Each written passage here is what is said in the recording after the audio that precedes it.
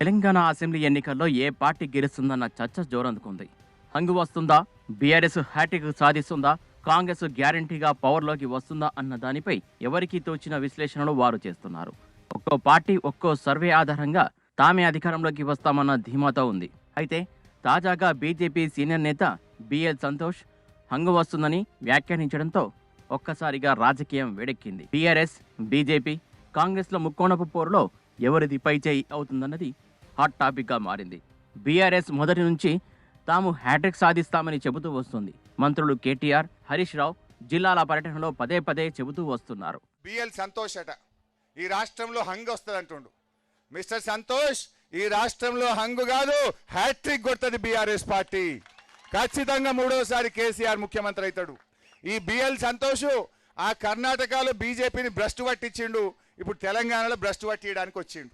మంచిదైతే నియాసంతోడు వస్తే ఆయన నామరూపాలు లేకుండా పోతుంది. అది మాకేం రంది లేదు, కానీ హంగులు గింగులు రావు.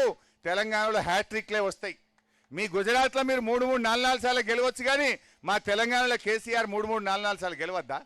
మీ గుజరాత్ కంటే తెలంగాణ పాలన 100 వాళ్ళు నయం. నేను మళ్ళీ మీ అందరినీ కోరేది ఒక్కటే, ఎవరో చెప్పే మాటలు నమ్మి మనం ఆగం కావద్దు.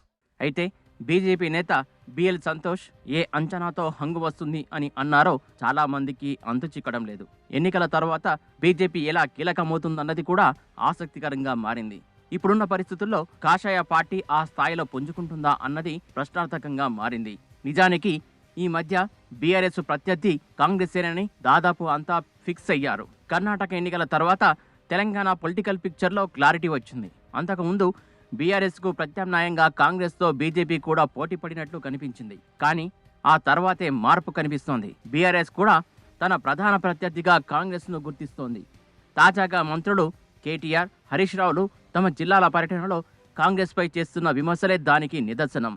బీజేపీ కూడా వారు విమర్శిస్తున్నప్పటికీ కూడా ఎప్పుడైతే కాంగ్రెస్ 6 గ్యారంటీలు ప్రకటించిందో అప్పుడే బీఆర్ఎస్కు ప్రత్యామ్నాయ పోరులో కాంగ్రెస్ కొంత ముందడుగు వేసిందని చెప్పొచ్చు. తెలంగాణ ప్రజలకు స్పష్టంగా శ్రీమతి సోనియా గాంధీ గారు విజయభైరిలో ప్రకటించిన 6 గ్యారంటీలను, గృహజ్యోతి కావచ్చు, ఇందిరమ్మ ఇల్లు కావచ్చు, చేయూత కావచ్చు, రైతు భరోసా కావచ్చు, యువ వికాసం కావచ్చు, మహాలక్ష్మి పథకం కావచ్చు, అన్నింటినీ 2004 నుంచి 2014 వరకు 6 గ్యారంటీలను ఎట్లా అమలు చేసినామో ఈ 6 గ్యారంటీలను అమలు చేస్తాం. కరీంనగర్లో 2004లో ఇచ్చిన మాట తెలంగాణ రాష్ట్రం, అది కూడా మేము అమలు చేసినాం. మాట ఇస్తే మాట తప్పని కుటుంబం గాంధీ కుటుంబం. ఎన్ని కష్టాలు వచ్చినా, ఎన్ని ఇబ్బందులు వచ్చినా అమలు చేసే పార్టీ కాంగ్రెస్ పార్టీ.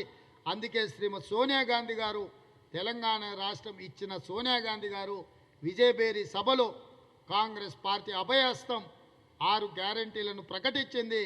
గ్యారంటీగా ఈ 6టిని అమలు చేస్తాం. నిజానికి బీఆర్ఎస్ కొత్తగా కాంగ్రెస్ను తమ ప్రత్యర్థిగా చేయలేదు. కాంగ్రెస్ ఎప్పటి నుంచో బీఆర్ఎస్కు ప్రత్యర్థే.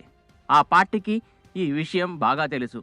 ఎప్పటికైనా బీఆర్ఎస్కు ప్రత్యామ్నాయం కాంగ్రెసే అవుతుందని కూడా తెలుసు. అందుకే సీఎం కేసీఆర్ వ్యూహాత్మకంగా వ్యవహరించారని చెబుతారు. కాంగ్రెస్ బలాన్ని తగ్గించడానికి ప్రయత్నించారు. గత ఎన్నికల ఫలితాలు వచ్చిన నాటి నుంచే చకచకా పావులు కదిపారు. ఆ పార్టీ నుంచి గెలిచిన వారిని బీఆర్ఎస్ లో చేరేలా చూశారు. ఆ తర్వాత కాంగ్రెస్ స్థానంలోకి బీజేపీని తీసుకొచ్చేందుకు ప్రయత్నించారు. తన పోరాటమంతా కేంద్రంలోని బీజేపీ పైనే కేంద్రీకరించారు.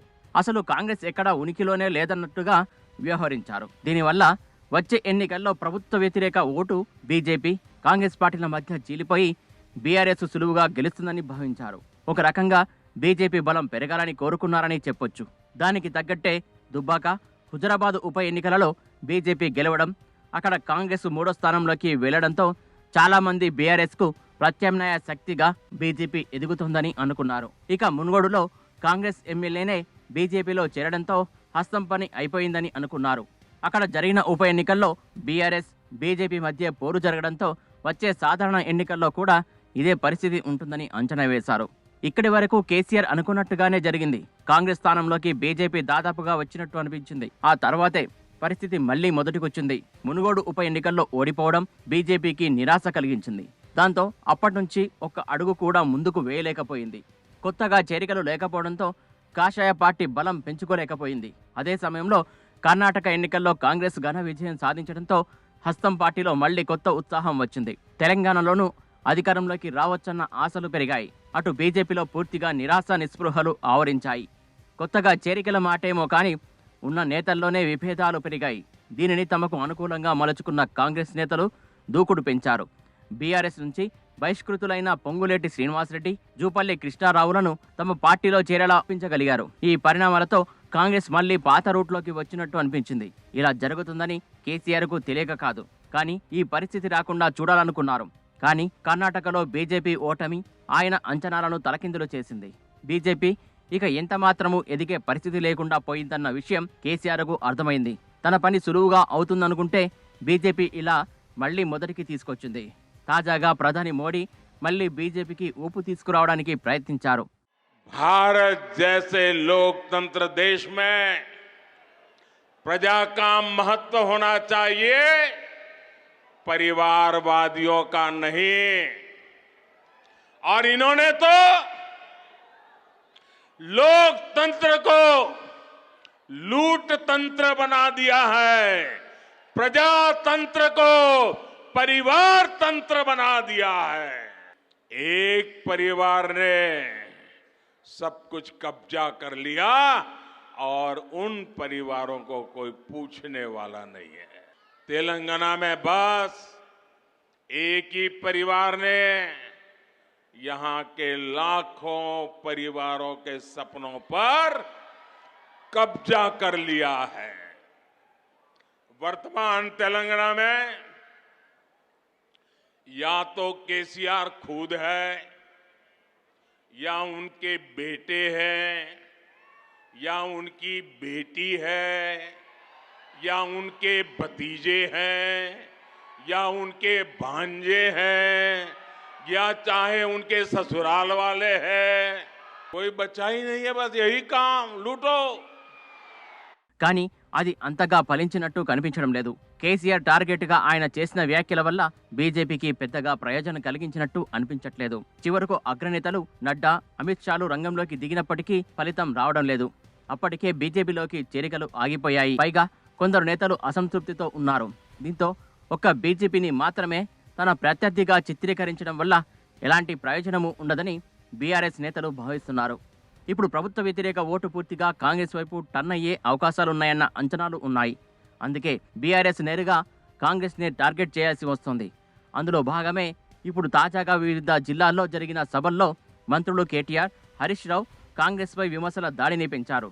దక్షిణాదిలోనే సీఎంగా కేసీఆర్ రికార్డు సాధించబోతున్నారని కేటీఆర్ తేల్చి చెబుతున్నారు. వాందేమైంది కాంగ్రెస్ ఉంది, నెత్తివాంది కాదు, కత్తివాంది కాదు, ఎటు పడతాడు గోకుడే గోకుడు, గీకుడే గీకుడు. ఏం పోయేది ఉన్నది? నెత్తివాంది కాదు, గెలిచేది లేదు, పీకేది లేదు, ఎటు పడతాడు మాట్లాడుడైనా. ఏం పోయింది? అయినా నాకు తెలియక అడుగుతా, కాంగ్రెస్ను నమ్మేంత బుద్ధి తక్కువ పరిస్థితులు ఉన్నామా మనం? ఇవాళ 60 ఏళ్ళు, 1-2 కాదు, 60 ఏళ్ళు వాళ్ళతోనే కదా తన్నించుకున్నది, 60 ఏళ్ళు వాళ్ళే కదా సావగొట్టింది. 60 ఏళ్ళు అధికారం ఇచ్చినప్పుడు ఏమి చేయకుండా ఇవాళ వచ్చి ఏం మాట్లాడుతున్నారా అని అడిగే పరిస్థితి లేదా మనకు? 1956లో ఆంధ్రకు తెలంగాణకు ఇష్టం లేని బలవంత పెళ్లి చేసింది ఎవరు?